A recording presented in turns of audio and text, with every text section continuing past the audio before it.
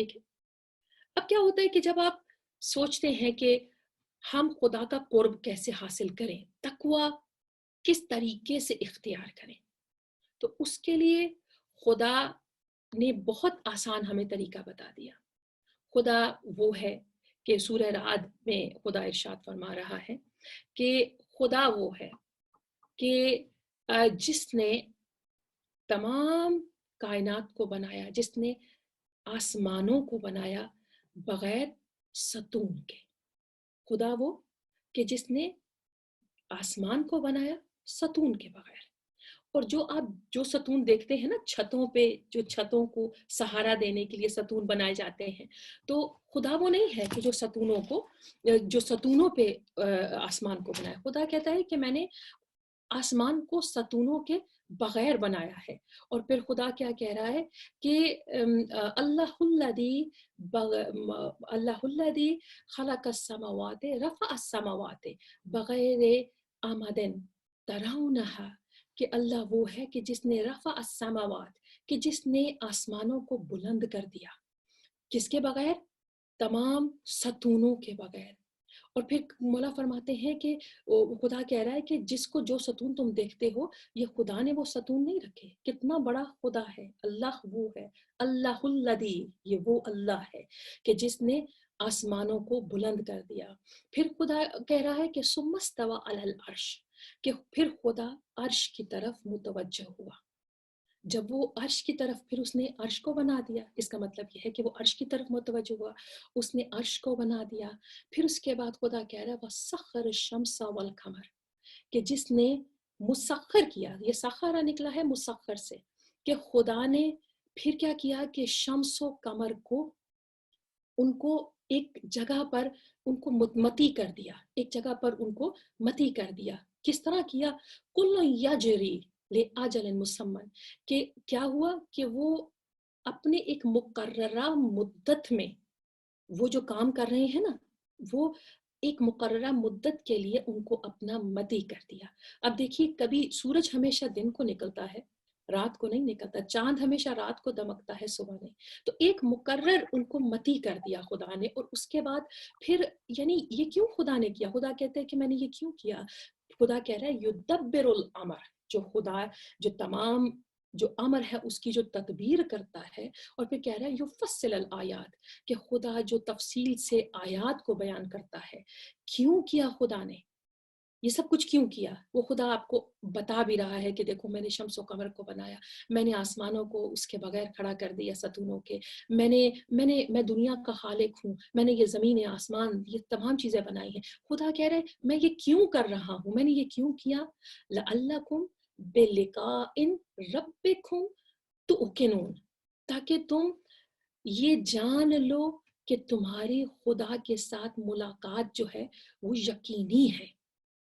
تمہاری اپنے رب کے ساتھ ملاقات یقینی ہے. یقیناً تم اپنے رب سے ملاقات کرتے ہو. اب یہ بہت بڑی بات ہے مومنات، کہ جب کل میں یہ بات کر رہی تھی کہ رب کو دیکھنے کی بات، تو یہ کیوں خدا یہ سب کچھ بتا رہا ہے؟ کیا آپ رب سے ملاقات کریں گے؟ رب سے ملاقات کر سکتا ہے کوئی؟ خود سوچئے. ہم تو رب کو نہیں دیکھیں گے. ملاقات کا مطلب کیا ہے؟ کہ ہم اپنے رب سے ملیں. ہم اپنے رب سے کیسے ملیں گے؟ امام تو فرما رہے ہیں کہ تم اپنے رب کو کبھی نہیں دیکھ سکو گے. لعلکم بلقاء ربکم توقنون، تاکہ تم یقین کر لو کہ تم اپنے رب کو ملنے والے ہو، تم اپنے رب کی ملاقات کا یقین کر لو. اس کا کیا مطلب ہے؟ یہ سورہ رعد کی آیتیں ہیں. اس کی مطلب یہ ہے جو امام نے سمجھایا کہ میں اپنے رب کی عبادت، اس رب کی عبادت نہیں کرتا جس کو میں نے دیکھا نہ ہو. میں اپنے رب سے ملاقات کرتا ہوں. کیسے کرتا ہوں؟ اپنے دل کی آنکھوں سے. دل کی آنکھیں کب روشن ہوں گی؟ جب نفس اونچا ہوگا. نفس اس وقت ہوگا جب آپ تقوی اختیار کریں گے. اپنے نفس کے بے لگام گھوڑے کو کنٹرول کرنے کا نام تقوی ہے. آپ سمجھ رہے ہیں نا کہ تقوی کس کو کہتے ہیں؟ کہ نفس کے بے لگام گھوڑے کو کنٹرول کر لے تو اس کو تقوی کہتے ہیں. اور تقوی کیا ہے؟ तकवा जब हासिल, जितना बुलंद आप, जितने बुलंद होंगे ना, इसमें तकवा बुलंद होना चाहते हैं तो उसका तरीका ये है कि आप ज्यादा से ज्यादा खुदा का कुर्ब हासिल करें। अब कुर्ब कैसे हासिल करें? खुदा कह रहा है मैंने तुम्हें अकल दी है ताकि तुम ये यकीन कर लो, मैंने तुम्हें अकल दी है, तुम यकीन करो कि मैं तुमसे मुलाकात करूंगा, मैं तुमसे मुलाकात करता हूँ। अब इस बात को फोकस करें कि मुलाकात कैसे होगी। आप इस बात को जहन में रख के अब हम अगली बात यहां से शुरू करते हैं कि मुलाकात कैसे करनी है खुदा से। तकवा इख्तियार करें। तकवे में क्या है? खुदा का कुर्ब। अब उसकी भी मुख्तलिफ मनाजिल हैं, मारिफत की मुख्तलिफ मनाजिल हैं। जब आप मारिफत हासिल करते हैं तो आपका तकवा खुद ब खुद बुलंद होना शुरू हो जाता है। एक वाकया जो मैं आपको बताना चाहती हूँ कि एक आलिम दीन थे। अब यहां से आपको पता चलेगा कि मारिफत के होने के लिए, मुत्तकी होने के लिए जरूरी नहीं है कि आप बहुत बड़े आलिम हो। इसके लिए ये जरूरी नहीं है आलिम या आपके पास बहुत इल्म हो तो तभी आप मुत्तकी बन सकते हैं, ऐसी बात नहीं है। मुत्तकी इंसान उस सूरत में बनता है कि जब इंसान को ये पता हो कि उसका जिंदगी में मकसद क्या है, उसको मारिफत हासिल हो जाए अपने रब की और अपने आइमत ताहिरीन की। अब वो आलिम दीन है और वो बहुत बहुत बड़े आलिम दीन, और उनको इमाम ज़मान अलैहिस्सलाम ख्वाब में आए और इमाम ने फरमाया कि मोहम्मद, एक रिवायत में उनका नाम मोहम्मद है, एक रिवायत में उनका नाम हुसैन, मोहम्मद हुसैन है, बहरहाल जो भी वो थे, उनको इमाम ख्वाब में आए और इमाम ने फरमाया कि फलां जगह पर एक चरवाहा है, एक मवेशी चलाने वाला, उसको इस साल आपने हज करवाना है।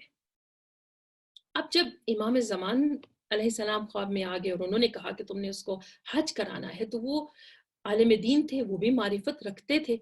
उनको फौरन जहन में आ गया कि कहीं ऐसा ना हो कि इमाम उनसे मुलाकात करना चाहते हो, यानी उस मवेशी, वो उस बिल्कुल मवेशी चराने वाला एक देहाती, वो उसको इमाम मिलना चाहते हैं।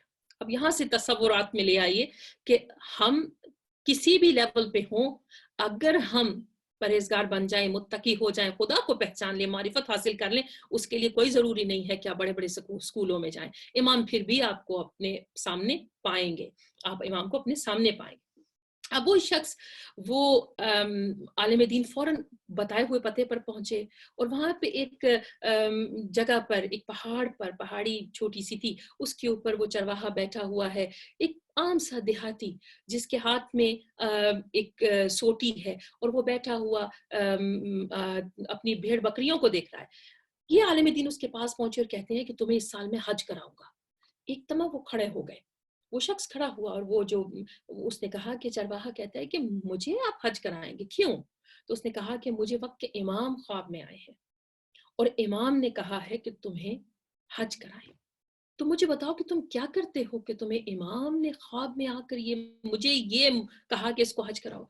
तो कहता है कि मुझे अपने इमाम से बहुत मोहब्बत है, अपने वक्त के इमाम से मुझे बहुत मोहब्बत है और मैं हर वक्त ये कहता रहता हूँ, रोता हूँ उनकी याद में कि मौला मुझे आपका ज़हूर हो जाए, मौला मैं आपको मिल लूं।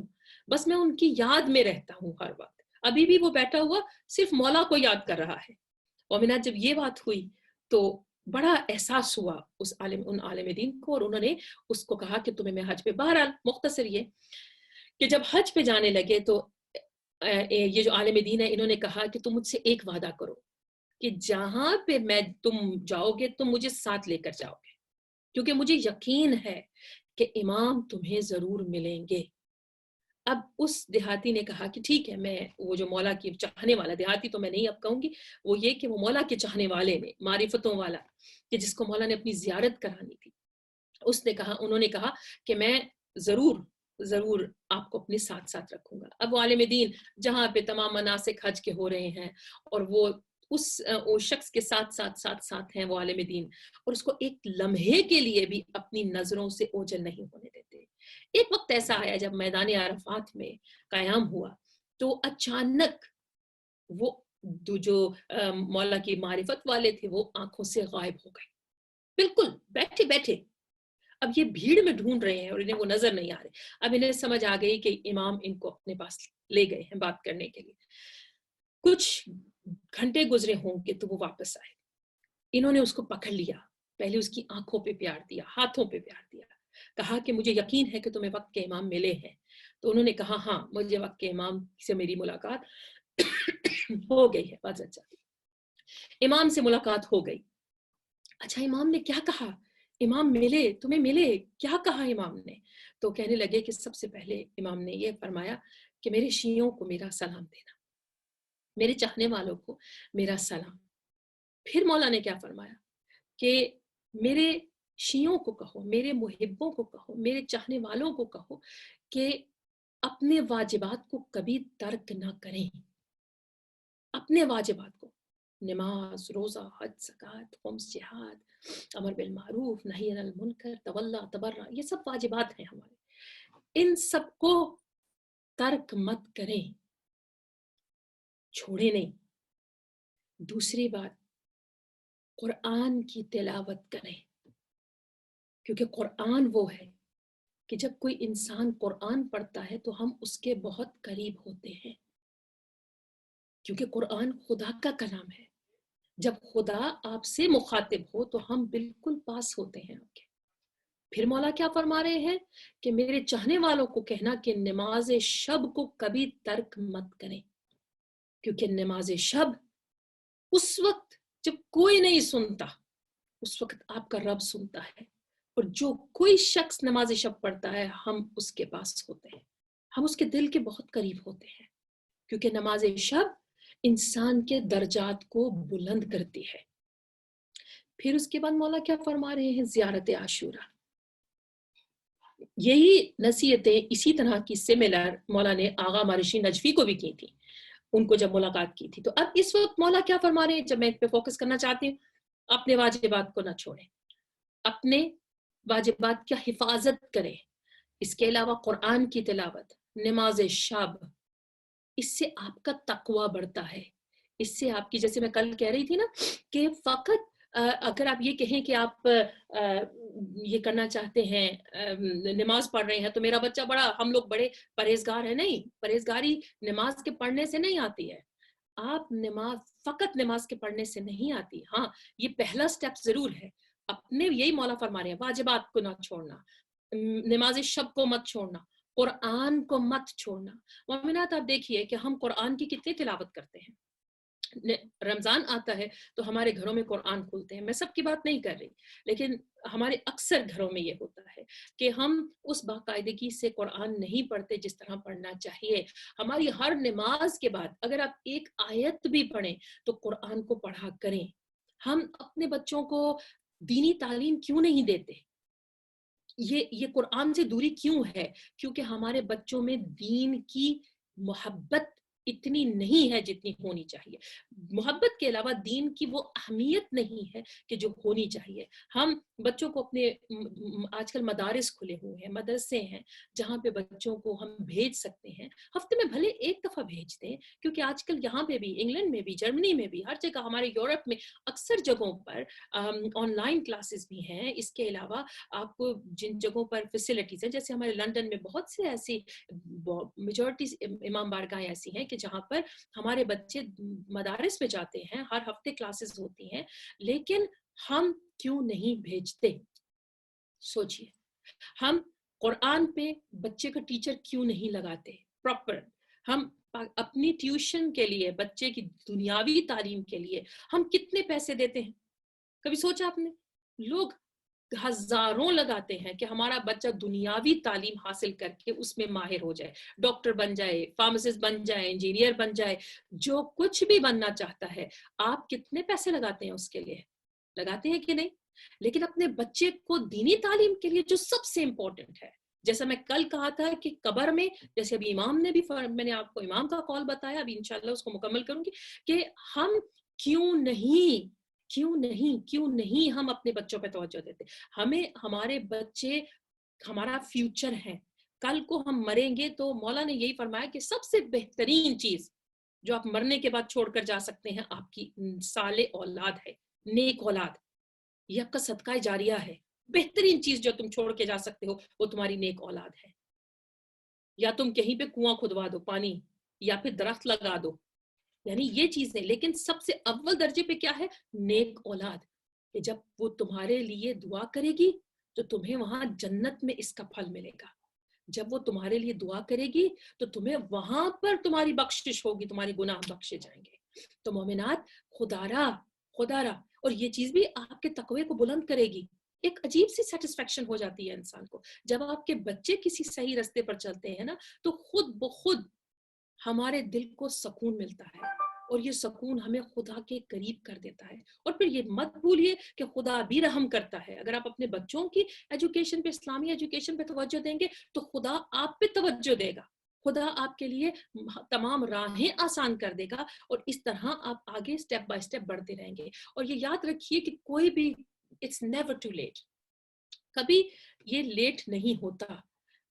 آپ بہت زیادہ اس چیز کے لیے تیاری کریں. اگر آپ کے پاس مدرسے نہیں ہیں تو آپ آن لائن کلاسز اٹینڈ کریں. اگر مدارس نہیں ہیں آپ کے پاس تو آن لائن آج کل بہت کچھ ہمارے پاس موجود ہے. دیکھیے آج کل زوم پہ لیکچرز ہیں, ہم پوری دنیا میں بیٹھے ہوئے دیکھ رہے ہیں. آپ لوگ, ہم کہاں پہ ہیں اور کہاں سے سب دیکھ رہے ہیں. تو ان چیزوں سے فائدہ. اور اگر نہیں کوئی ایسا سلسلہ تو ارینج کریں, ایسا کریں تاکہ ہمارے بچے, ہماری قوم ادھر سے ایک سٹیپ آگے ہم امام کے لیے بڑھنا شروع ہوں. کیونکہ امام کو بچوں سے محبت ہے, جوانوں سے بہت محبت ہے.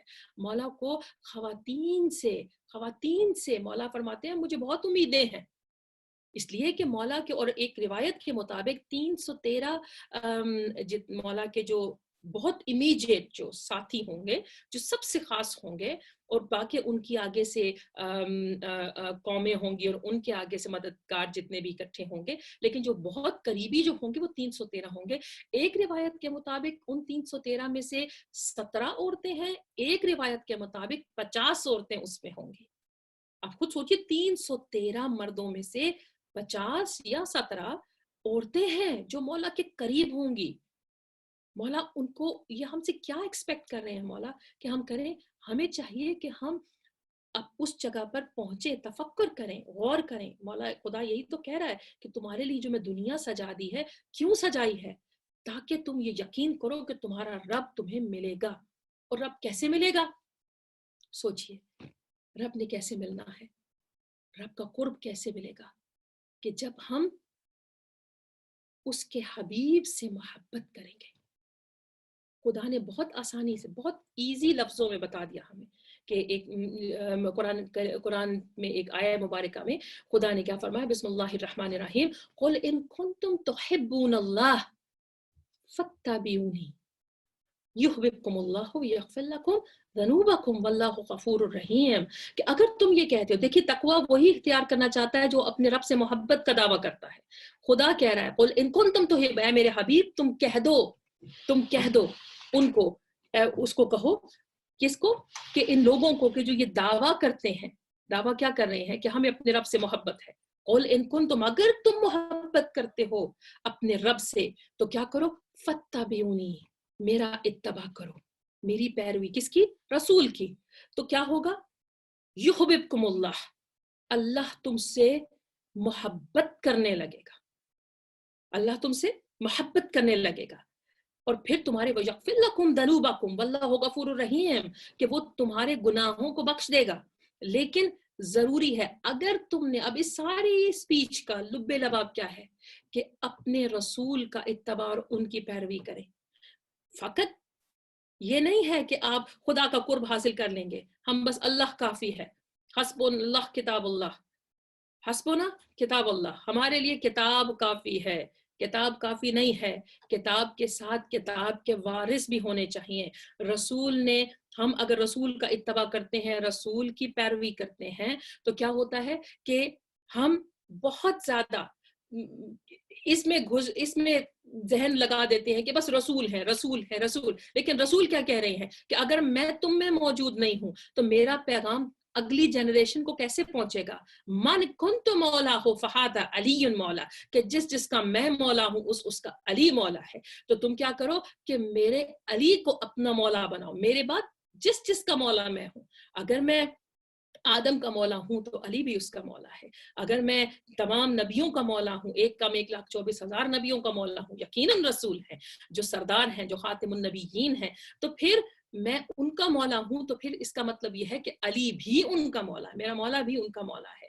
اسی طریقے سے جو دنیا میں، کائنات میں جو کچھ بھی ہے، یہ پہاڑ، یہ زمین، یہ آسمان، یہ سورج، یہ چاند، یہ ستارے، جس کا مولا میرا رسول ہے، ان کے اس کے مولا میرے مولا کائنات ہیں. تو اس کا مطلب یہ ہے کہ اگر اتباع کرنا ہے تو رسول صلی اللہ علیہ وآلہ وسلم اور آل رسول کا اتباع کرو، اس لیے کہ انہی کی اطاعت میں خدا کی محبت ہے. خدا محبت کرنے والا ہے تم سے. کیوں؟ اس لیے کہ خدا ان ہستیوں کی اطاعت میں اپنی اطاعت کو، اپنی محبت کو رکھتا ہے.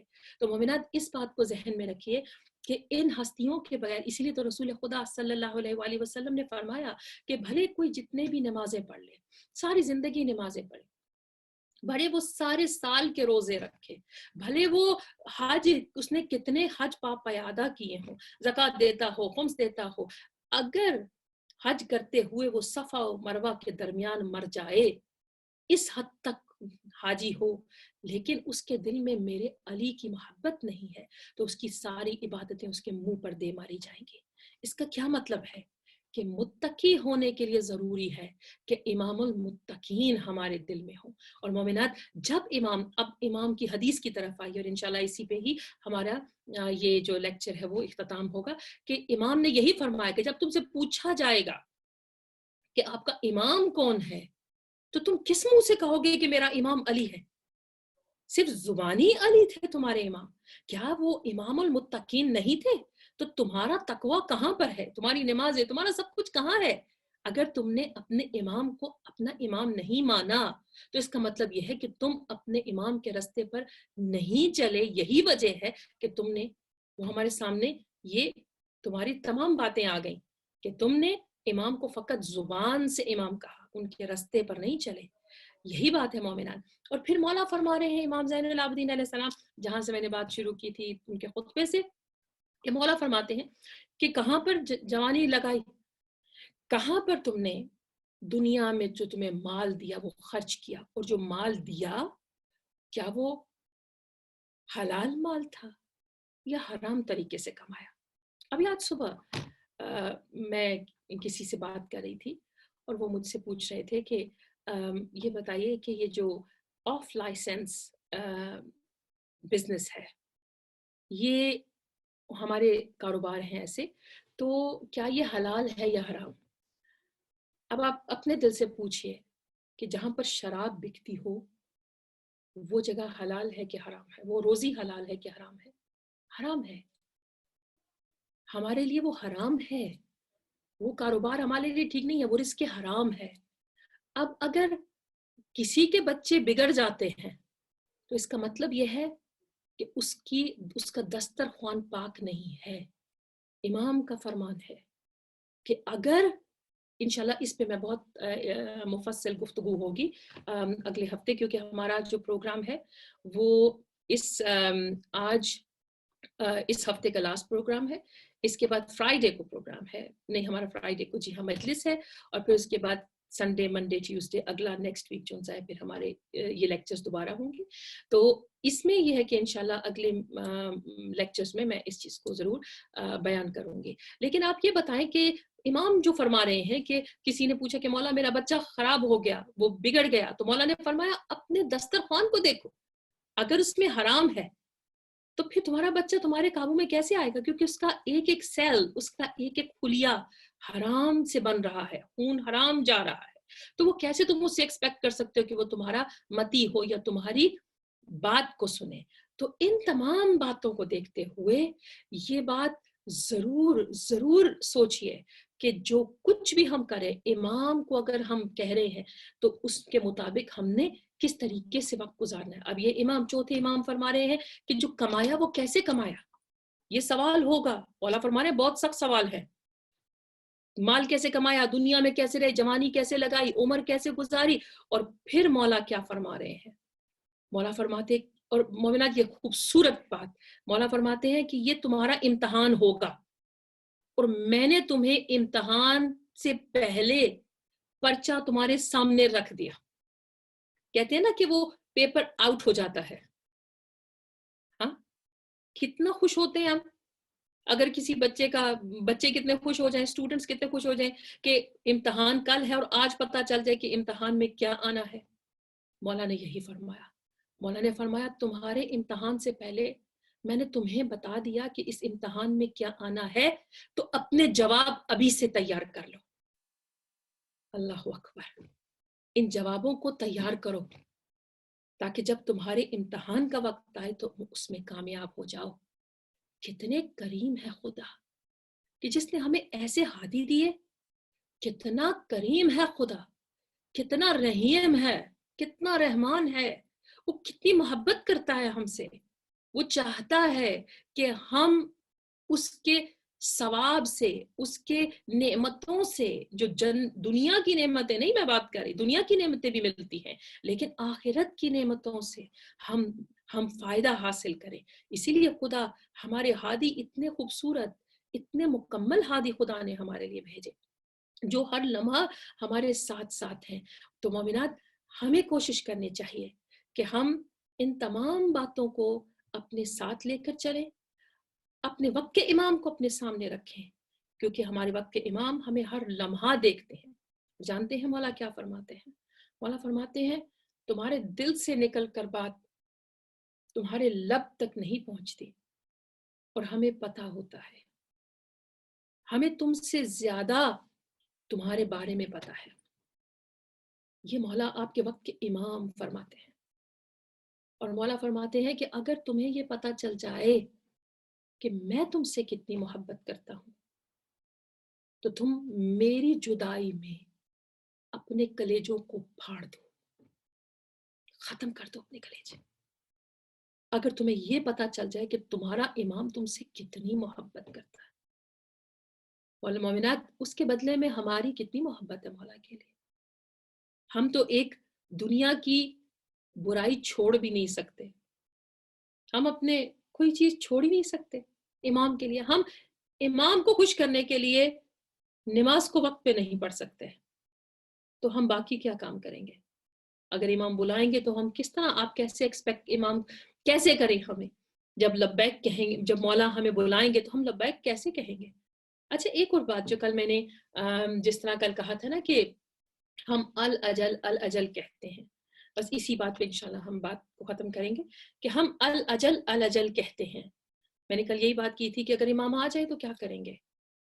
ایک سوال جو آپ نے کبھی سوچا کہ ہم کہتے ہیں کہ مولا جب آپ آئیں تو ہم آپ کے چہرے کی زیارت کریں, مولا آپ آئیں تو ہم آپ کی آواز سنیں, یعنی آپ آواز دیں گے تو ہم لبیک کہیں گے. یہی ہے نا ہمارا, یہی عقیدہ ہے کہ ہم مولا کی آواز پہ لبیک کہیں گے اور ہم مولا کے چہرے کی زیارت. مومنات کیا گارنٹی ہے کہ آپ مولا کے چہرے کی زیارت کریں گے؟